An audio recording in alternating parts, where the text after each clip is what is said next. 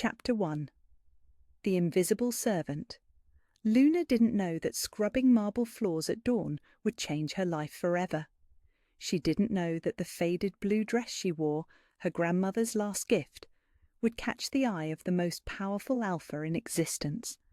And she certainly didn't know that the birthmark on her wrist, the silver crescent she'd always hidden beneath long sleeves, would prove she was everything she'd been told she wasn't. But kneeling on the cold stone floor of the Crystal Moon pack house, Luna knew only one thing. She had to finish the East Wing before the pack awakened, or face another day of their cutting words. Pathetic, she whispered to herself, echoing what she'd heard whispered about her countless times.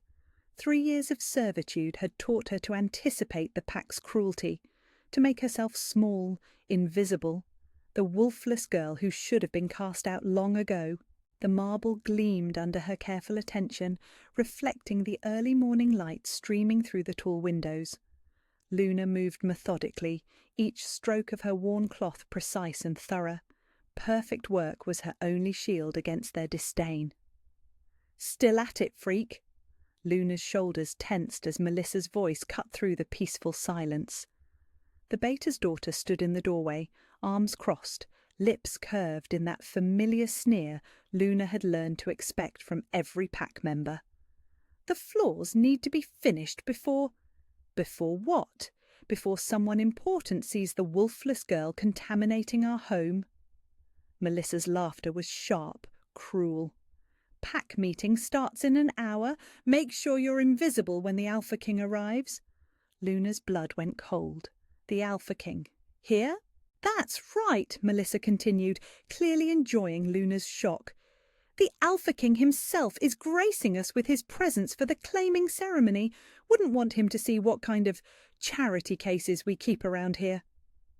The words landed like physical blows, each one finding its mark. Luna kept her eyes fixed on the marble, her movements never pausing, even as her chest tightened with familiar shame. "What's wrong, Luna? Finally realizing how pathetic you are. A 21-year-old who never shifted, never found her wolf, never became anything but a burden." Melissa's voice dropped to a whisper. "You should have left years ago. Saved us all the embarrassment." After Melissa's footsteps faded, Luna sat back on her heels, fighting the burning sensation behind her eyes. She would not cry, not here, not where anyone could see. The Alpha King was coming.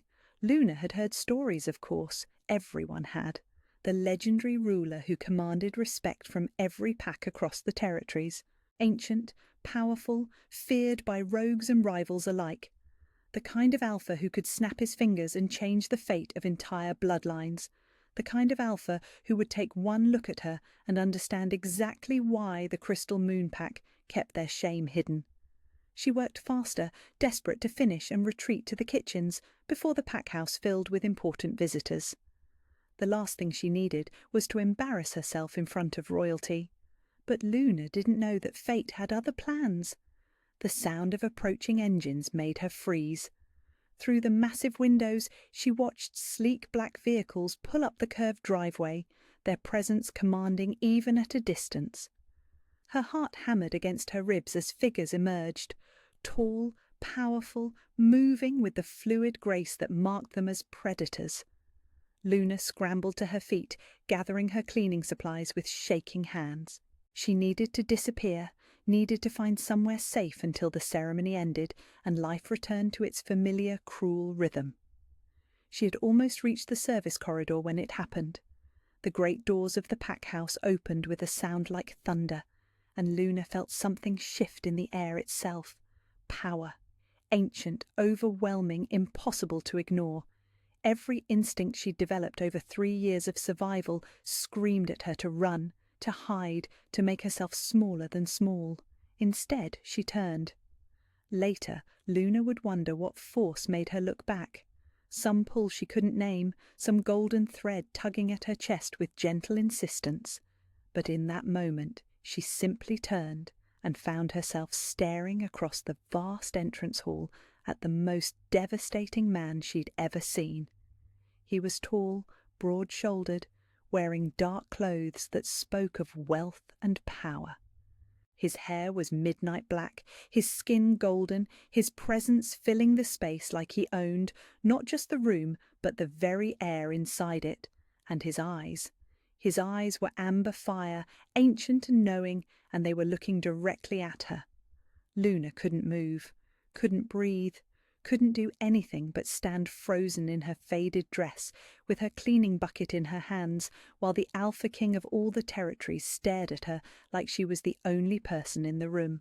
The pack members around him, important alphas and betas dressed in their finest, seemed to fade into shadows. The conversations, the formal greetings, the careful political manoeuvring that should have commanded his attention, none of it mattered. His focus was absolute, intense, fixed on her with a concentration that made her feel stripped bare. Something in her chest pulled tight, warm and golden and impossible, like recognition, like coming home, like everything she'd never dared to dream. "Impossible!" she breathed, the word barely audible even to herself. But the Alpha King heard. His lips curved in the faintest smile, and Luna watched him take a step in her direction. That broke the spell. Luna dropped her bucket, the sound echoing through the hall like a gunshot, and fled. She ran through the service corridors, past startled kitchen staff, up the narrow servant stairs to the 3rd floor where her tiny room waited like a sanctuary. She slammed the door behind her and leaned against it, her chest heaving, her entire body shaking with adrenaline and terror and something else she couldn't name. "What just happened?" she whispered to the empty room. But even as she asked, Luna knew her world had shifted on its axis. The Alpha King, the most powerful, untouchable man in their world, had looked at her, really looked at her, not through her, not past her, but at her, like she mattered, like she was someone worth seeing. A soft knock on her door made her jump. "Luna."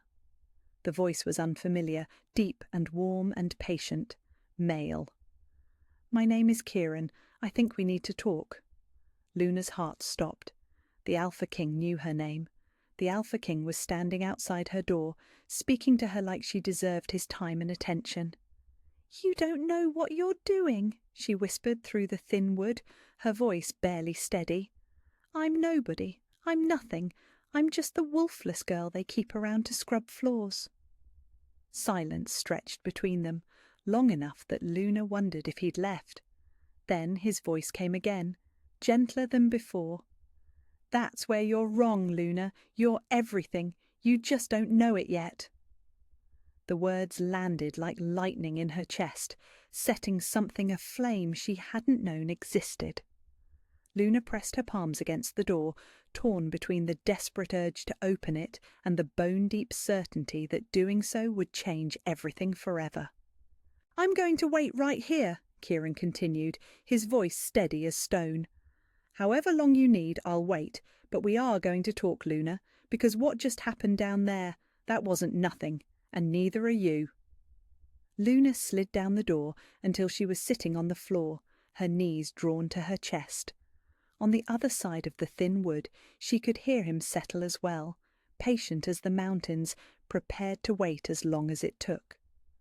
For the first time in 3 years, Luna didn't feel invisible. She felt seen, and that terrified her more than anything else ever had. Chapter 2. The King's Declaration. Luna spent the morning trying to avoid him. It should have been impossible.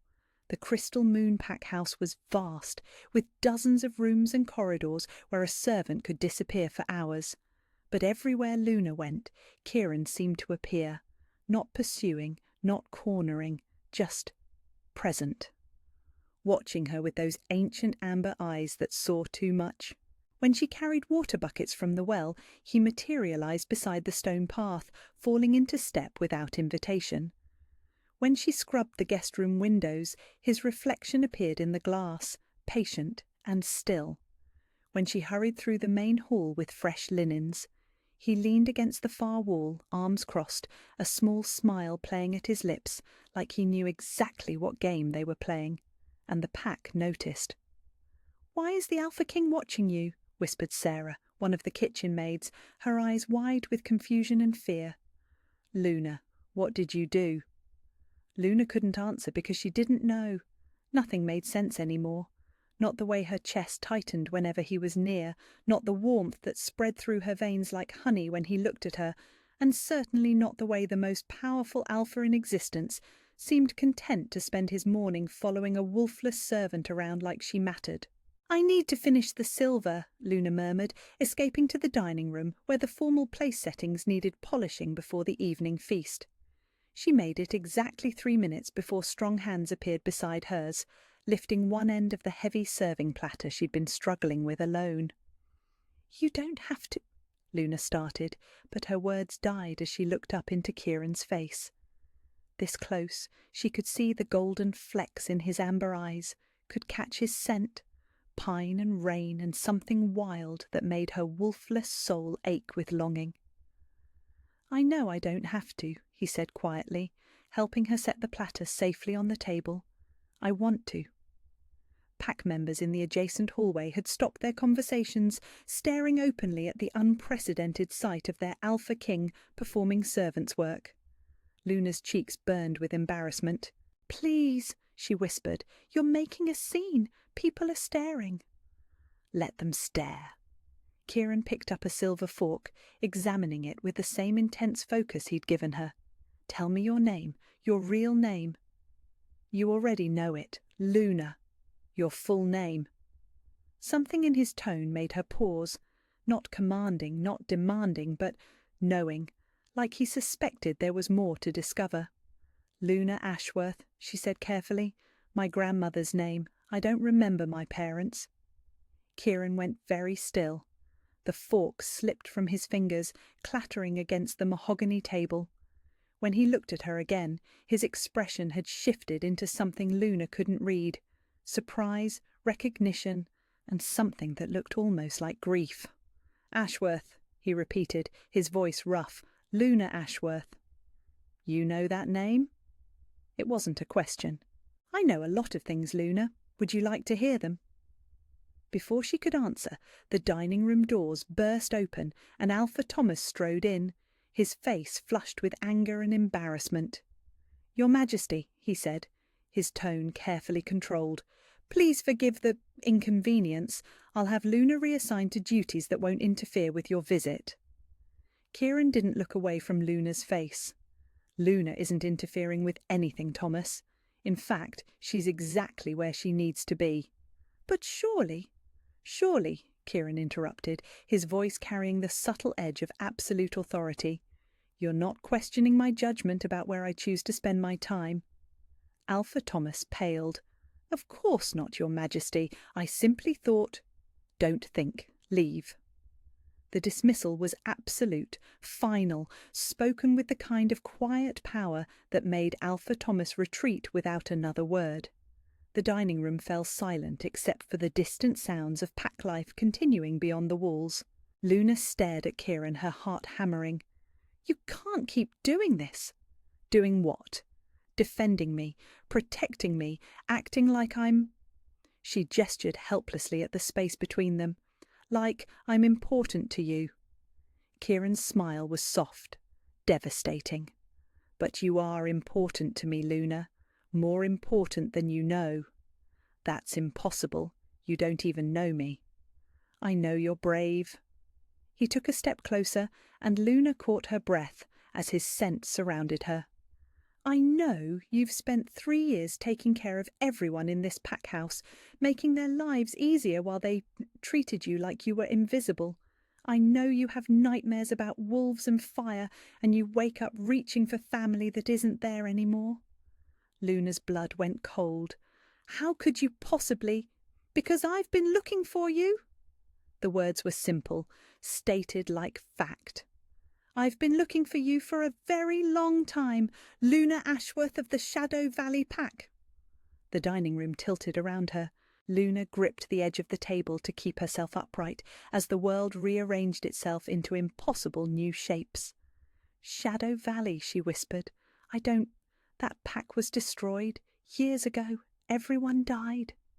"Not everyone," Kieran's voice was gentle, patient, like he knew he was delivering news that would change everything.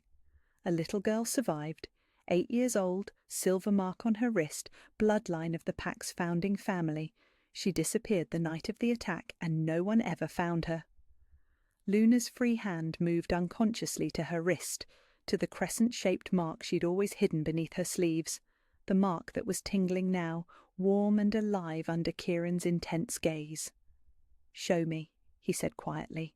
"No." The word came out harsh, desperate.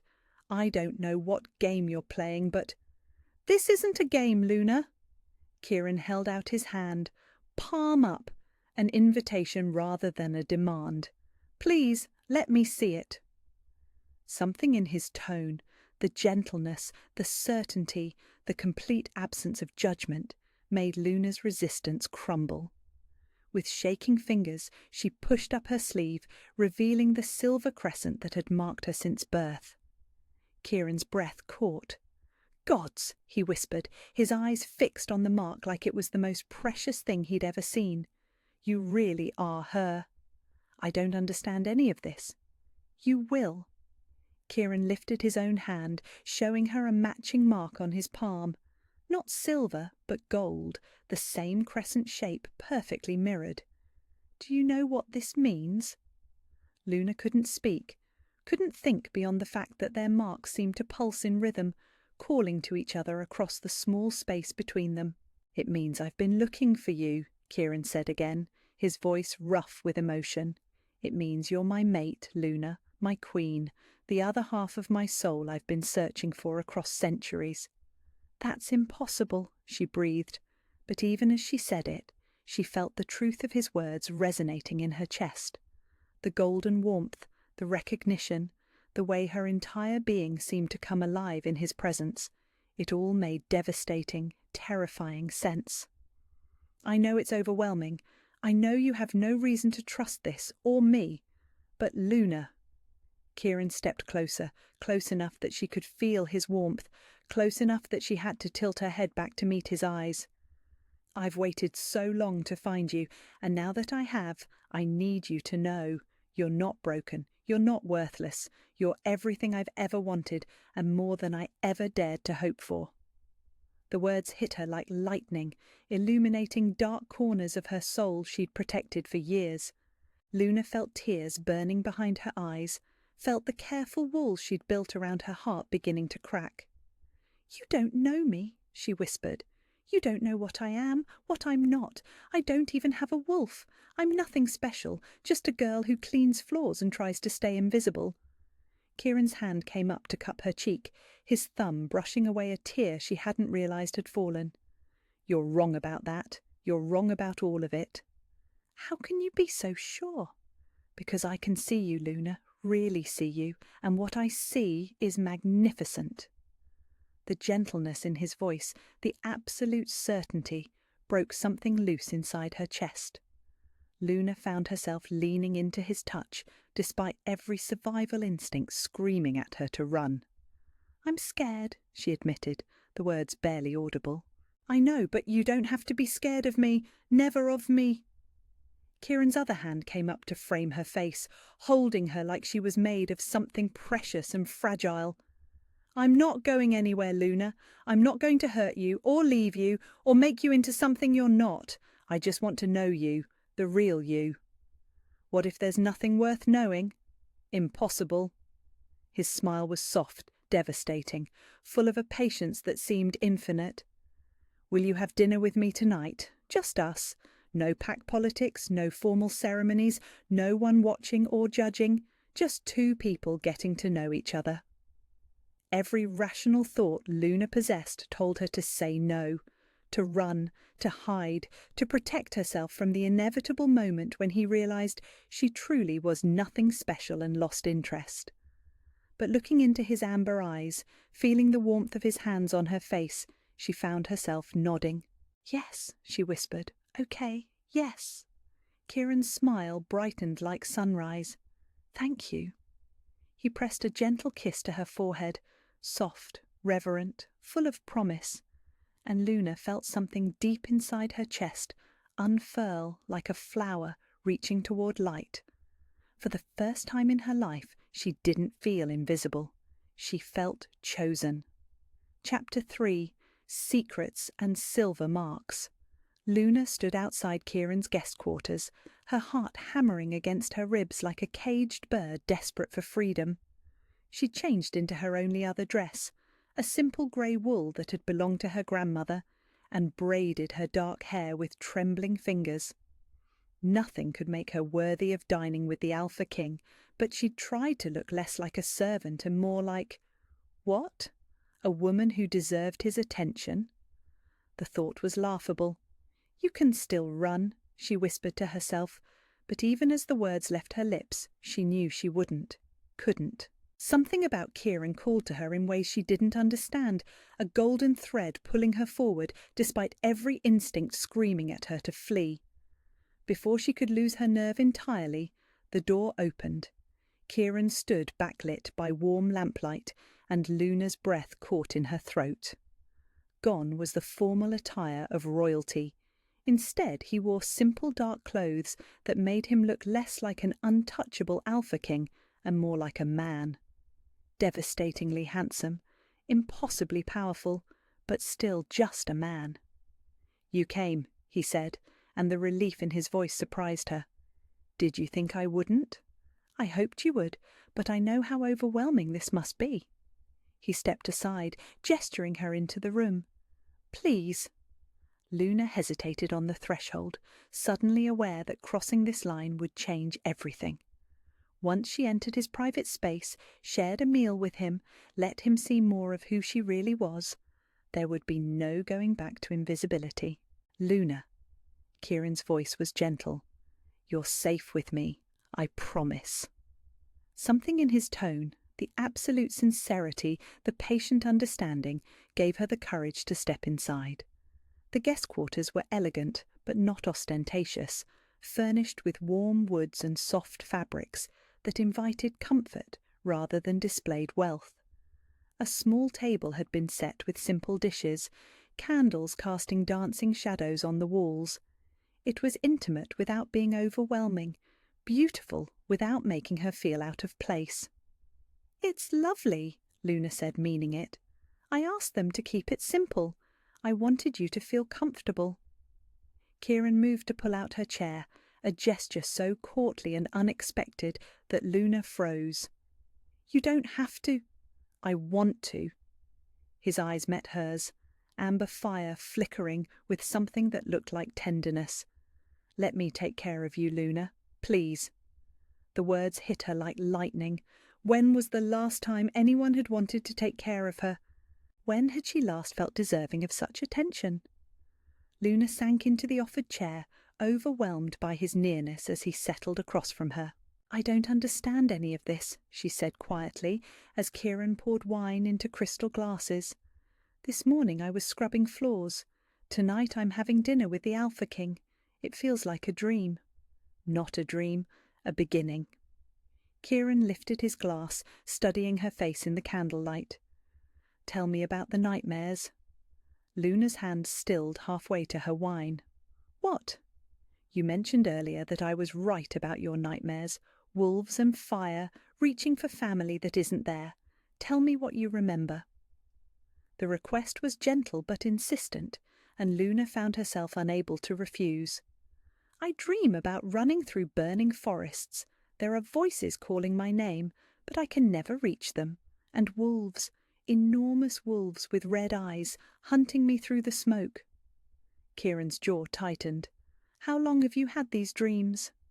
"As long as I can remember. They're why I came here, actually. I was wandering, half-starved, when Alpha Thomas found me on his territory. I told him I didn't remember anything before the dreams, and he—" Luna's voice trailed off, shame heating her cheeks. "He what?" "He said I could stay if I worked for my keep, made myself useful. I think he felt sorry for me." "Or he recognized what you were and wanted to keep you close." Kieran's voice carried a darker edge now.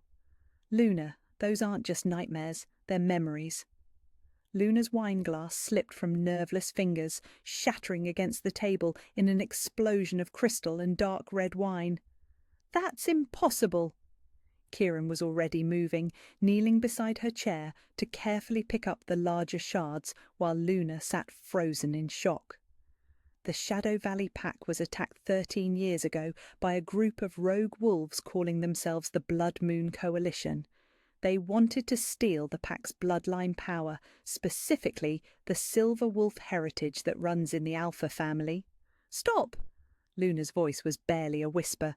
"Your parents died protecting you, Luna. They got you out during the attack, but the trauma suppressed your memories and your wolf." "Stop, please." Kieran's hands stilled on the broken glass. When he looked up at her, his eyes were full of a grief that seemed ancient, bone deep. "I'm sorry, I know this is painful, but you need to know the truth." "Why?" The word came out harsh, desperate. "What difference does it make? They're dead. My pack is gone. I'm just a girl who cleans floors and has no wolf to show for all that supposed heritage." Kieran rose slowly, moving to the window where moonlight painted silver patterns on the floor. "There's something else you need to know about why I've been searching for you." Luna's chest tightened with dread. "What?" The Blood Moon Coalition didn't just attack Shadow Valley randomly. They were following a prophecy, one that spoke of a silver wolf who would unite the territories under a single rule, a queen who would bring peace to our kind. He turned back to her, his expression intense. They wanted to eliminate the threat before it could manifest. "You're talking about someone else. I'm talking about you, Luna." Kieran moved closer, and she caught her breath as his scent surrounded her. Pine and rain and something wild that made her soul ache. "The silver mark on your wrist isn't just a birthmark. It's the sign of the silver wolf bloodline. And the reason it responds to mine is because we're meant to be bonded. Mates, partners in every sense." Luna shot to her feet, knocking over her chair in her haste to put distance between them. "No, no, you're wrong. I don't have a wolf, silver or otherwise. If I did, don't you think it would have manifested by now?" Trauma can suppress shifting abilities, especially in young wolves. The attack, losing your family, the years of being told you were broken. Kieran's voice was infinitely gentle. "Your wolf is there, Luna. She's just been sleeping, waiting for the right moment to emerge. And when exactly is that supposed to happen? When you feel safe enough to let her out." Before Luna could respond, a sharp knock interrupted them. Kieran's expression darkened as he moved to answer the door, revealing Beta Marcus with urgent eyes and grim lines around his mouth. "Your Majesty, forgive the interruption, but there's been a development. We've received intelligence about Blood Moon Coalition activity in the area. They're moving this way." Luna felt the blood drain from her face. "They're still active?" "Very much so," Marcus replied, his gaze flicking between her and Kieran. "And our sources suggest they're specifically hunting for someone, a survivor from Shadow Valley." The room spun around Luna as the implications hit her. "They're coming for me." "Not if I have anything to say about it." Kieran's voice carried a lethal edge that made Luna shiver. "How close are they?" 2 days out, maybe less. They're moving fast and staying off the main roads." Luna sank into the nearest chair, overwhelmed by the weight of revelations crashing down on her, her parents, her pack, her supposed destiny. And now, killers coming to finish what they'd started 13 years ago. "I should run," she said quietly. "Leave tonight. They're not looking for the Crystal Moon Pack. They're looking for me. If I go, everyone here stays safe." "Like hell." Kieran was beside her instantly, kneeling so they were eye level. "Luna, look at me." She met his amber gaze reluctantly, seeing fierce determination burning there. "You are not running. Not from them, not from this, not from me. We face this together." "You don't understand. I can't protect anyone. I can't even protect myself. I'm not the silver wolf of prophecy. I'm just a scared girl who never learned to fight." Kieran's hands came up to frame her face, his touch gentle but insistent. "You're wrong about that. You're wrong about all of it." "How can you be so sure?" Because I can feel her, Luna. Your wolf. She's stirring, responding to the threat, to the bond between us. She's been waiting for this moment, waiting for you to need her enough to let her emerge." As if summoned by his words, Luna felt something shift deep inside her chest. A warmth that was different from the golden thread connecting her to Kieran. Wilder, fiercer, distinctly her own. Her silver mark began to tingle, then burn with gentle heat. "What's happening to me?" she whispered, pressing a hand to her chest where the warmth was growing stronger. "You're remembering who you are." Kieran's smile was soft, encouraging. "Don't fight it, Luna. Let her come." The warmth spread through her limbs like liquid silver, and Luna gasped as power flooded her system.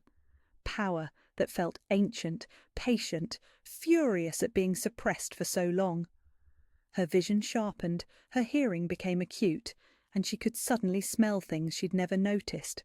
The individual sense of everyone in the pack house, the approaching storm, and underneath it all, something wild and dangerous moving through the forest. "I can smell them," she breathed, wonder and terror mixing in her voice.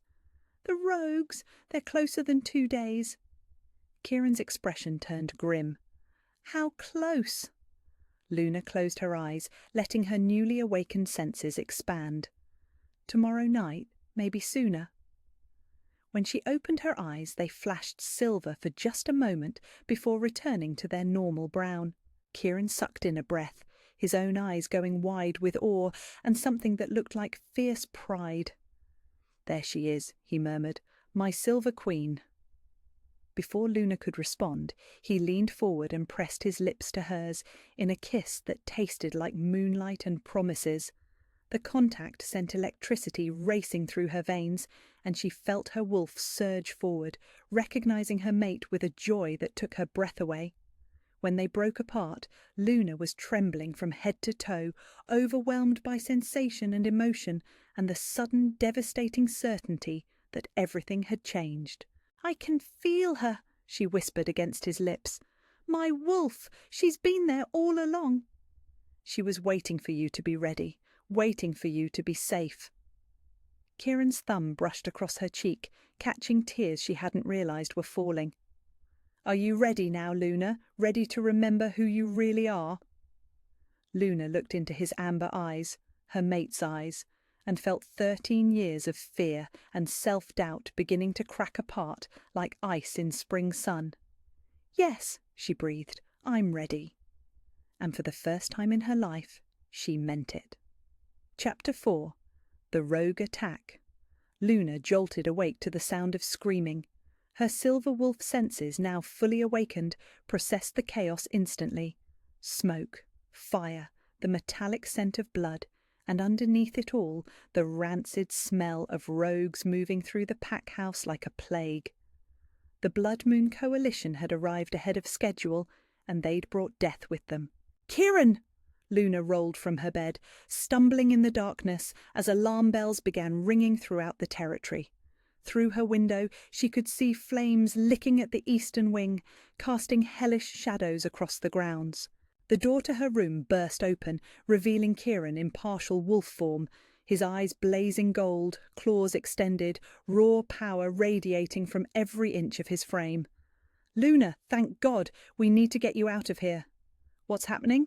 "They're inside the pack house, at least 20 rogues, maybe more. They're killing anyone who gets in their way." Kieran moved to her dresser, pulling out her few belongings with efficient haste. "We have to go, now."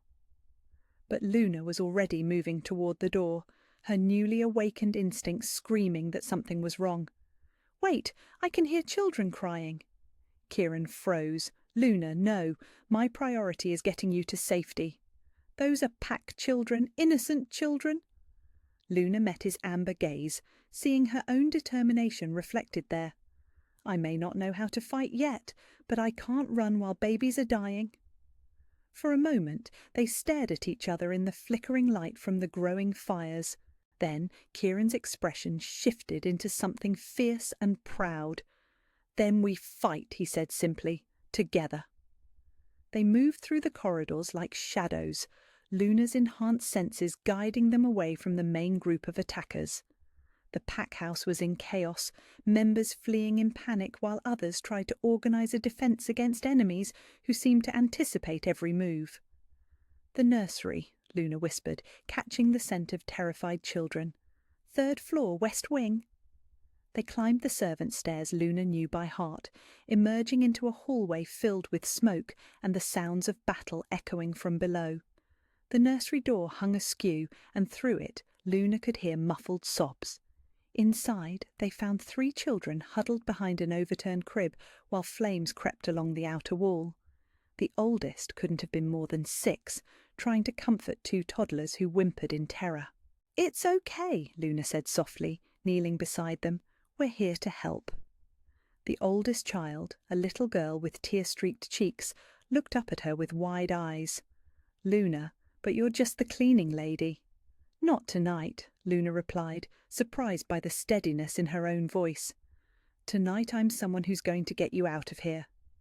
Kieran was already checking the windows, his expression grim. "Fire's spreading too fast, the main stairs are blocked, and the east wing is about to collapse." Luna closed her eyes, letting her silver wolf senses expand through the building. She could feel the heat patterns, smell the smoke flow, hear the structural groans that warned of imminent collapse. But she could also sense something else, a clear path through the chaos. "The old laundry chute," she said suddenly. "It connects to the basement level, and from there we can reach the underground tunnels that lead to the gardens." "Luna, that's a 3-story drop." "Not if we're in wolf form." Luna looked at the frightened children, her heart breaking for their terror.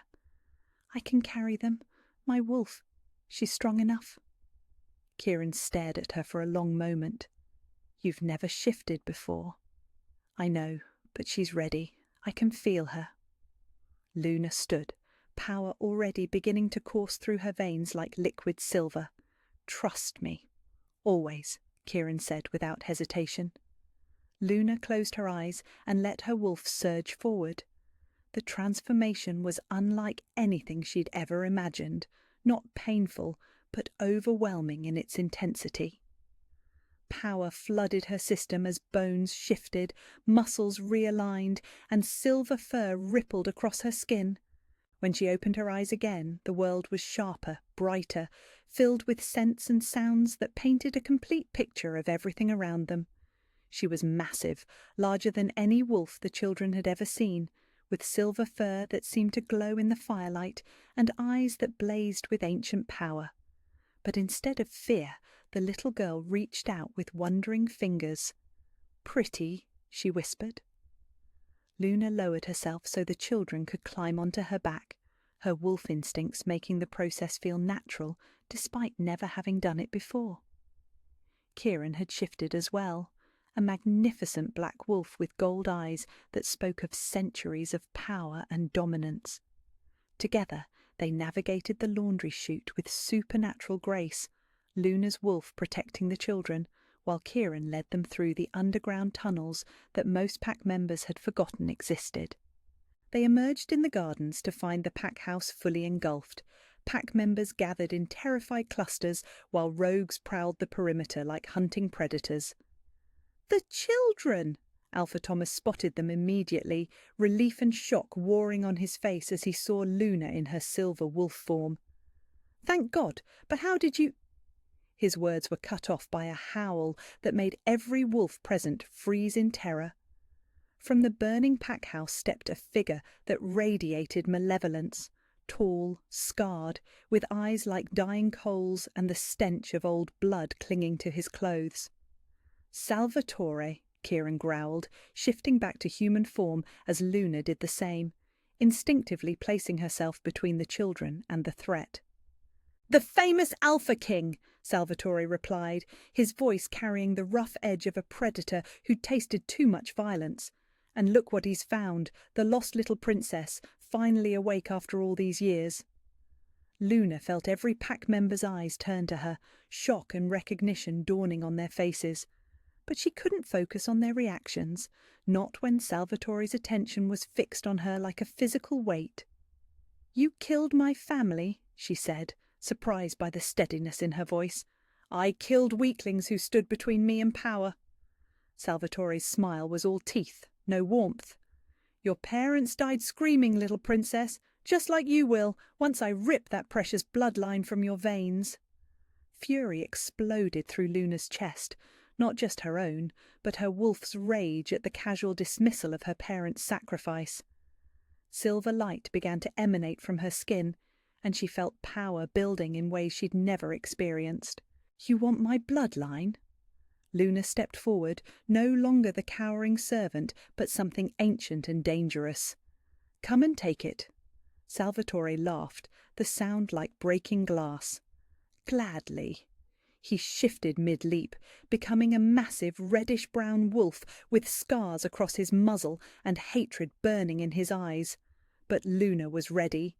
Her wolf surged forward to meet him, silver light blazing around her like armour. They collided in an explosion of supernatural power that sent shockwaves through the gathered pack members. Salvatore was experienced, vicious, trained in killing. But Luna was something he'd never faced before. Her silver wolf heritage gave her abilities that transcended normal pack dynamics. As they fought, Luna became aware of other battles raging around them, Kieran engaging 3 rogues simultaneously, pack members finding their courage and joining the defence of their territory. But her focus remained locked on Salvatore, on ending the threat that had haunted her nightmares for 13 years. "You think you're special because of that silver fur?" Salvatore snarled as they circled each other. "You're still just a girl playing at being queen." "You're right," Luna replied, her voice carrying new authority. "I'm not a girl playing at being queen." She let her full power unfurl, not just the silver wolf, but the leadership presence that was her birthright, the commanding aura that could bind packs together or tear them apart. The air around them shimmered with silver light. "I am the queen, and you have terrorized my people for the last time." Luna struck with supernatural speed, her wolf, enhanced by 13 years of suppressed power, finally released. Salvatore's eyes went wide with shock as her teeth found his throat, silver light burning away his life force like purifying flame. When it was over, the rogue leader lay still on the blackened ground, and the surviving members of his coalition fled into the night like shadows before dawn. The pack house was gone, reduced to smouldering ruins, but the pack itself had survived. More than survived. They'd been transformed by witnessing their former servant reveal herself as something out of legend. Alpha Thomas approached slowly, his eyes wide with awe, and what might have been fear. "Luna, Your Majesty, I owe you an apology. We all do." Luna looked around at the pack members who had spent 3 years treating her like she was invisible, now staring at her with expressions ranging from wonder to shame. She felt Kieran move to stand beside her, his presence steady and supportive. "You don't owe me anything," she said quietly. "You gave me a home when I had nowhere else to go. You kept me safe, even if you didn't know why. That matters. But we treated you like someone whose worth you couldn't see. I understand that. I couldn't see it either."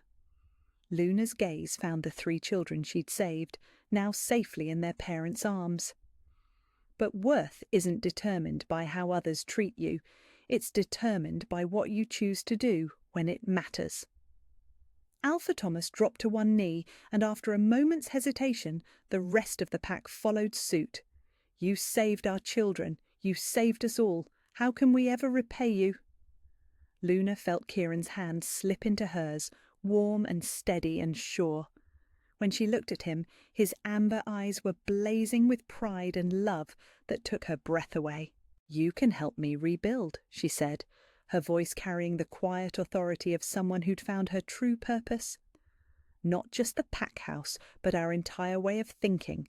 No more outcasts, no more wolves considered worthless because they're different." She turned back to Alpha Thomas, pulling him to his feet. "We're all pack, we're all family, and family protects each other."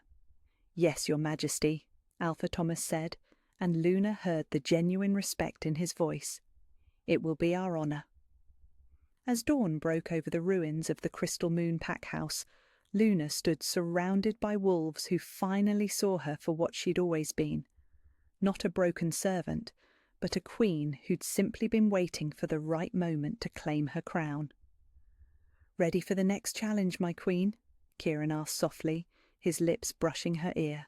Luna smiled, feeling her silver wolf contentment purring through their bond. "With you, I'm ready for anything." Chapter 5. The Queen's Crown. 3 weeks after the attack, Luna stood in the newly constructed training grounds, her silver wolf moving with fluid grace as she sparred with Kieran in their wolf forms.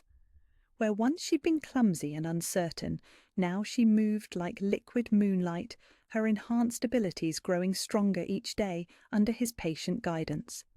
"Better," Kieran said as they shifted back to human form, his amber eyes bright with pride. "Your instincts are becoming sharper. Trust them." Luna wiped sweat from her brow, exhilarated by the feeling of power flowing through her veins. "It's incredible. I can sense things I never imagined. The pack's emotional state, territorial boundaries, even weather patterns days in advance. Silver wolf abilities run deeper than most bloodlines. You're not just sensing the physical world, but the spiritual connections that bind packs together." Kieran handed her a towel, his fingers brushing hers in a touch that still sent electricity racing up her arms. "The ancient texts call it the Queen's gift, the ability to feel what your people need before they know it themselves." As if summoned by his words, Beta Marcus approached with a small group of alphas Luna didn't recognise. Their scents marked them as visitors from neighbouring territories, and their expressions ranged from curious to sceptical.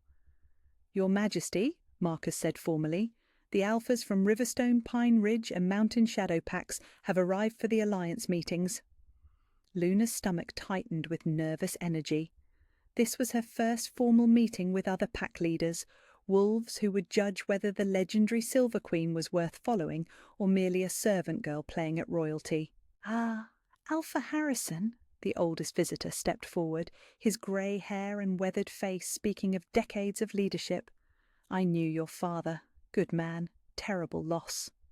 "Thank you," Luna replied, grateful for the steadiness in her voice. "I'm honoured by your visit, especially during such uncertain times." "Uncertain indeed." Alpha Harrison's eyes were sharp, assessing. "The rogues are scattered, but not eliminated. Our territories need unified leadership. The question is whether you're ready to provide it." Before Luna could respond, a commotion arose from the pack house reconstruction site. Raised voices, the sound of disagreement, workers standing around in frustrated clusters. "Excuse me," Luna said to the visiting alphas. "I need to address this." She made her way to the construction site, where she found the work crew divided into heated arguments. At the centre of the conflict stood Jamie, a thin young man who'd always been kind to Luna during her servant days, now facing hostility from the other workers. "What's the problem here?" Luna asked, her voice carrying the quiet authority that had surprised everyone, including herself. "It's Jamie," one of the senior workers said, his tone dismissive. "Kid thinks he can redesign the servants' quarters, wants bigger rooms, private bathrooms, better ventilation. It's not practical, and it's not his place to make suggestions." Luna turned to Jamie, who was wringing his hands nervously. "What did you have in mind?" "Well, Your Majesty," Jamie said, his voice barely above a whisper. "I just thought the old servants' quarters were so cramped and dark. If we're rebuilding anyway, maybe we could make them more humane, give people some dignity, you know." "Dignity," Luna repeated, the word resonating through her chest. "Yes, I know exactly what you mean." She turned back to the senior worker, her silver eyes flashing with sudden authority. "Jamie's suggestions are now pack policy. Every worker, regardless of rank, deserves proper living conditions. Make the changes." "But, Your Majesty, the cost will be covered by the Royal Treasury." Luna's voice carried finality. "No wolf under my protection will live in conditions that diminish their worth. Is that understood?" The workers nodded hastily, but Luna caught the surprised looks being exchanged.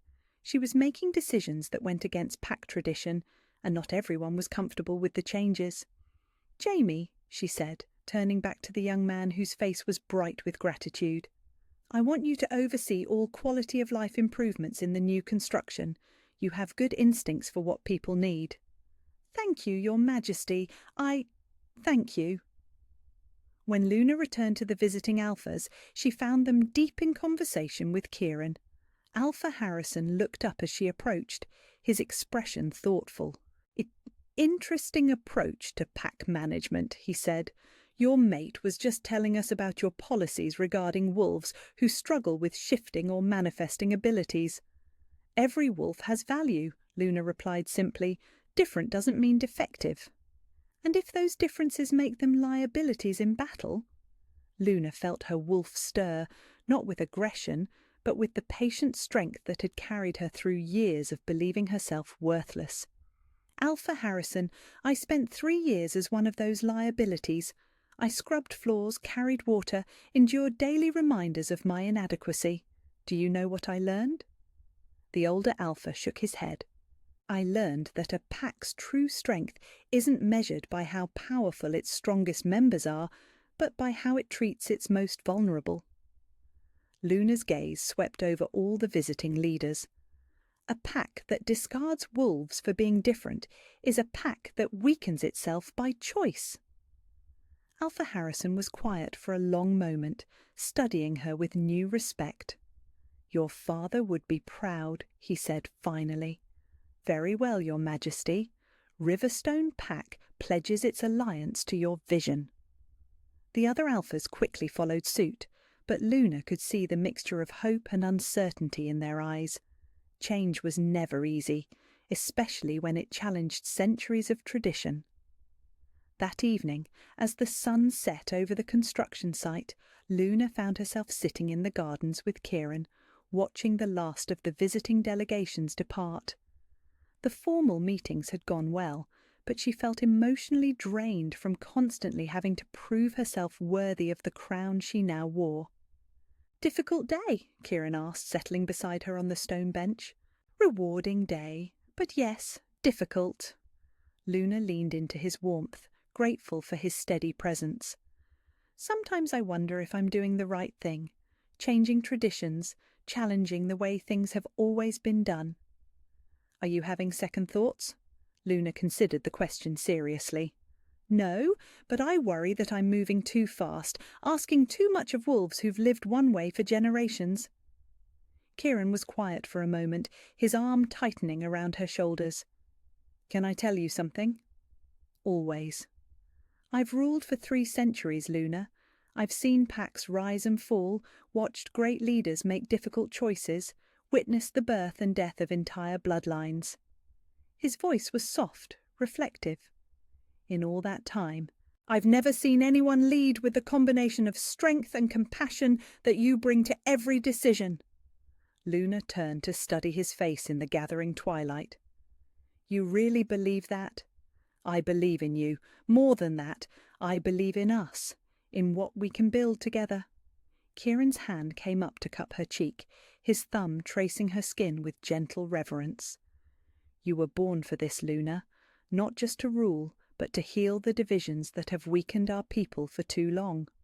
And if I fail, then we'll face that failure together, and we'll find another way." His smile was soft, devastating in its certainty. "But you won't fail. Do you know why?" Luna shook her head. "Because you've already survived the worst thing that could happen to you. You lost everything, family, pack, identity, and you not only survived, but found ways to care for others, even while believing yourself worthless." Kieran leaned closer, his forehead touching hers. "A leader forged in that kind of fire doesn't break under pressure. She becomes unbreakable." The words hit Luna like warm honey, filling spaces inside her that had been cold and empty for so long. She thought of Jamie's grateful face, of Alpha Harrison's eventual respect, of the 3 children she'd saved who now followed her around the territory like devoted shadows. "I've never felt so seen," she whispered, echoing words from weeks earlier that felt like a lifetime ago. Because you are seen. By me, by the pack, by wolves across the territories who are already talking about the Silver Queen who protects those others would abandon.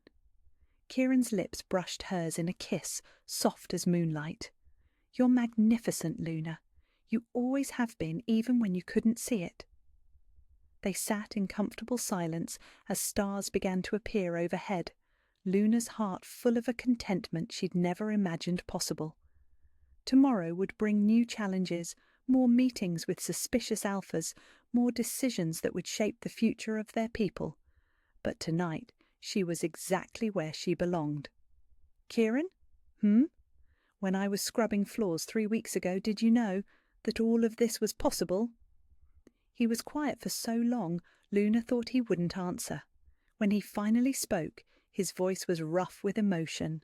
I knew you were special. I felt the bond, recognized your heritage, understood your potential. His arm tightened around her. But Luna, what you've become exceeds even my wildest hopes. You haven't just accepted your destiny. You've transformed it into something more beautiful than any prophecy could predict.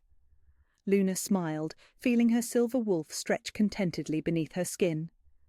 Then we're perfectly matched, because you've given me something I never thought I deserved.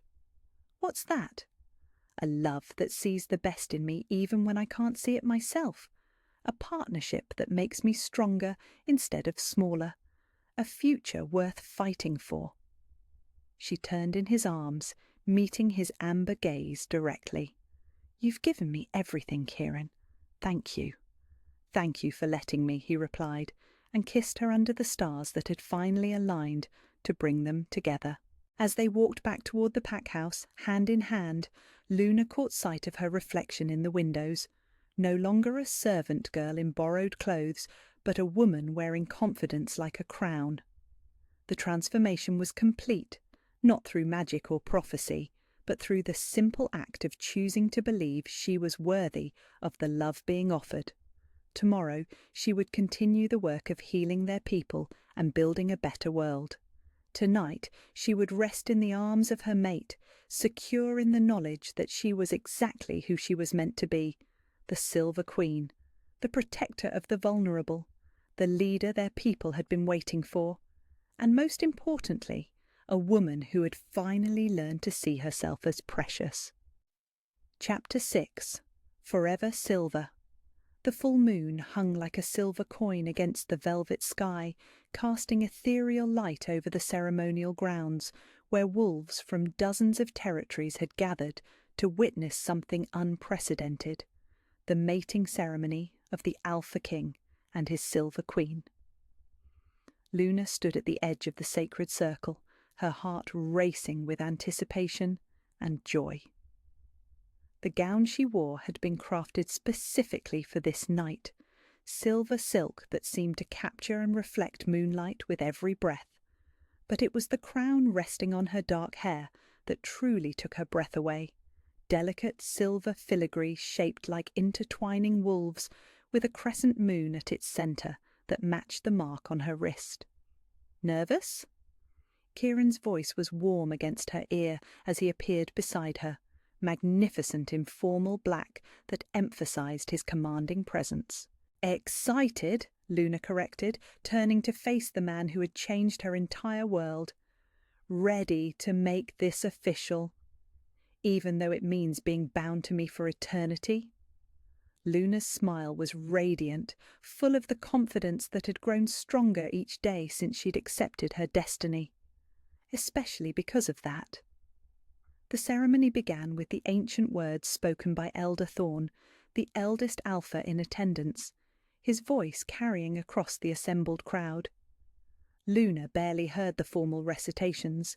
Her attention was fixed entirely on Kieran, on the way his amber eyes reflected the moonlight, on the reverent expression that crossed his face as they began exchanging their personal vows. "Luna," Kieran said, his voice steady but rough with emotion. "When I first saw you scrubbing marble floors, I thought I was looking at a servant who didn't know her own worth. I was wrong. I was looking at a queen who was teaching herself patience through service, learning compassion through suffering, building strength through surviving what should have broken her. His hands found hers, warm and sure and steady. I vow to cherish your independence as fiercely as I protect your safety. I vow to listen to your wisdom even when it challenges my assumptions. I vow to be worthy of the trust you've placed in me and to love you not just as my mate, but as my equal, my partner, my queen. His voice dropped to a whisper meant for her alone. I vow to see you, always and forever, exactly as you are, magnificent. Luna felt tears burning behind her eyes as she began her own vows, her voice carrying clearly across the silent crowd. Kieran, you found me when I was lost, saw me when I was invisible, and loved me when I believed myself unworthy of love. But more than that, you waited. You gave me the time and space to discover my own strength instead of trying to give me yours. Her fingers tightened around his as she spoke words that came directly from her heart. I vow to share your burdens as gladly as I share your joys. I vow to stand beside you as we build a better world for our people. I vow to trust in our bond, even when fear whispers that this is too good to be true. Luna's smile blazed like silver fire. And I vow to love you with all the fierce devotion you've shown me, for as long as our souls exist in this world or any other. The supernatural bond that had been growing between them for weeks suddenly flared to completion, visible to everyone present as golden and silver lights swirled around them like living energy. Luna gasped as she felt Kieran's emotions flood through their connection. His overwhelming love, his fierce pride, his absolute certainty that they were meant for this moment.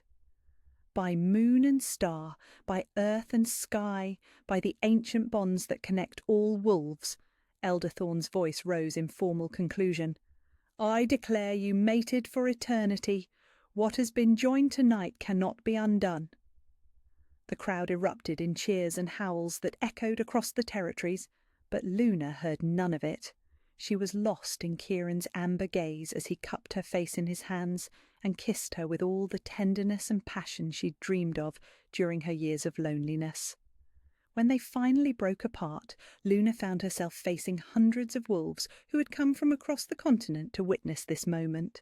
The formal coronation came next, Elderthorn lifting the silver crown from Luna's head and replacing it with one of impossible beauty, crafted from silver and moonstone with ancient symbols that pulsed with their own inner light.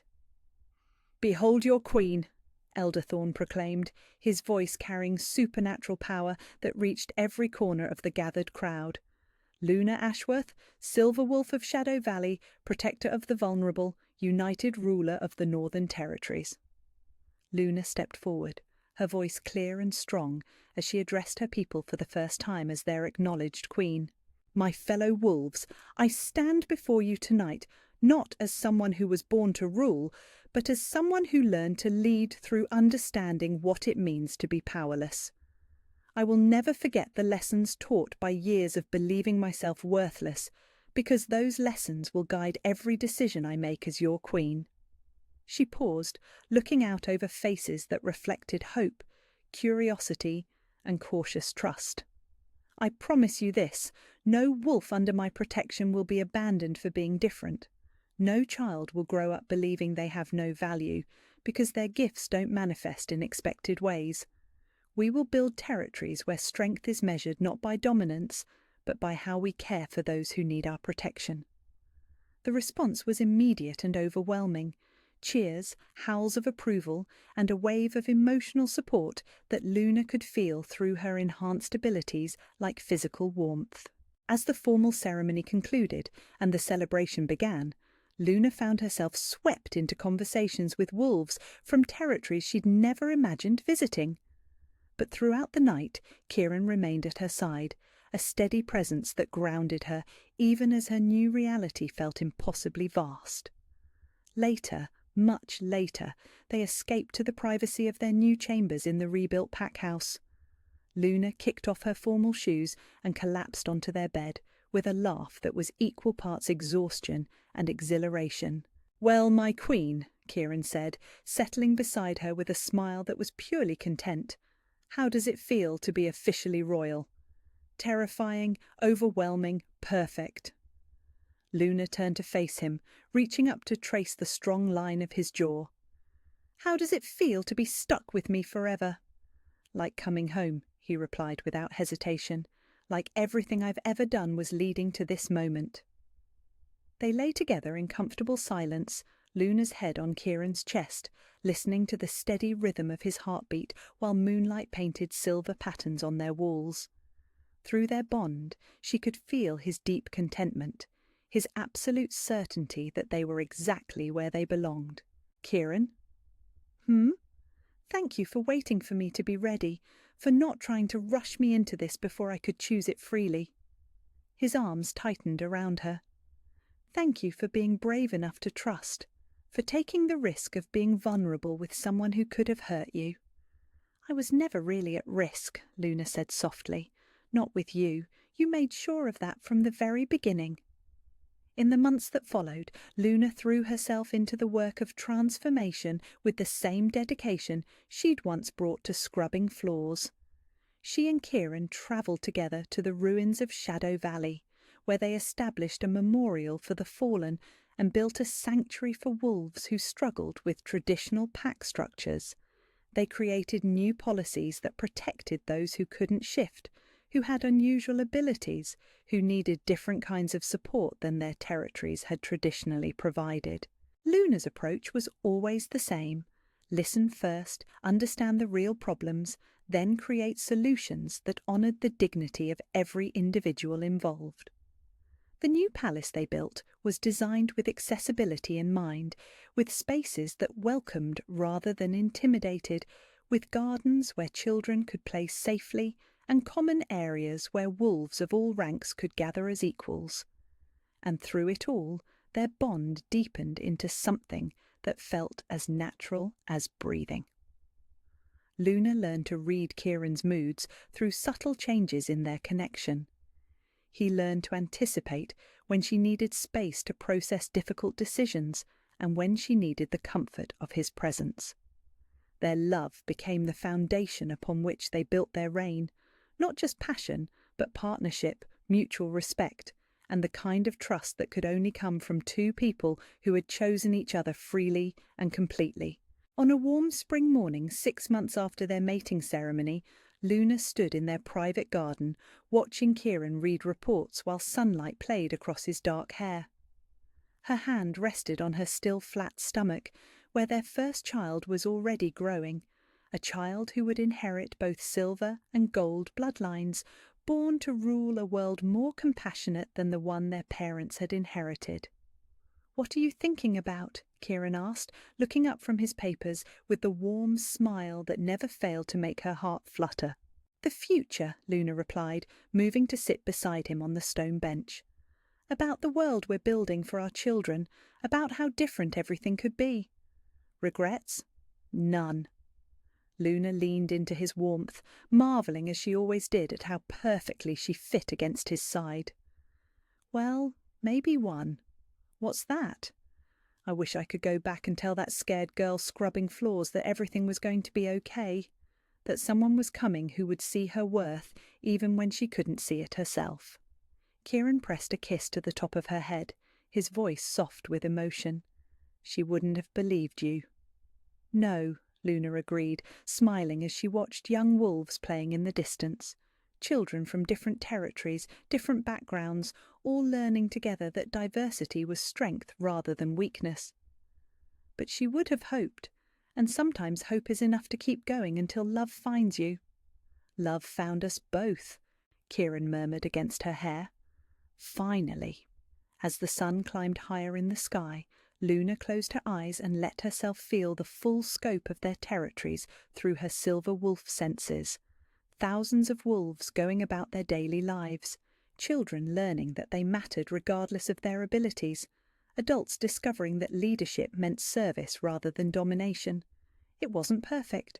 Change was slow, and there were still those who resisted her vision of a more inclusive world. But progress was being made, one heart at a time, one policy at a time, one act of compassion at a time. In wolf form that evening, Luna and Kieran ran together across their united territories, silver and gold, queen and king, two souls bound by fate but united by choice. The land beneath their paws thrummed with life and possibility, and Luna's heart was full of the kind of peace she'd never imagined possible during those long years of believing herself broken. She was no longer the invisible servant who scrubbed marble floors. She was the Silver Queen who had learned that true royalty came not from birthright, but from the courage to protect those who couldn't protect themselves. And she was exactly who she was meant to be, forever.